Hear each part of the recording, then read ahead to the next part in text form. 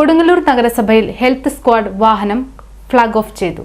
മാലിന്യമുക്ത നവകേരളത്തിന്റെ ഭാഗമായി നഗരസഭയിൽ എൻഫോഴ്സ്മെന്റ് ശക്തമാക്കുന്നതിനായി പദ്ധതിയിൽ ഉൾപ്പെടുത്തി 14 ലക്ഷം രൂപ ചിലവഴിച്ചു വാങ്ങിയ ഹെൽത്ത് സ്ക്വാഡ് വാഹനം നഗരസഭാ ചെയർപേഴ്സൺ ടി.കെ. ഗീത നഗരസഭാ അങ്കണത്തിൽ വെച്ച് ഫ്ളാഗ് ഓഫ് ചെയ്തു.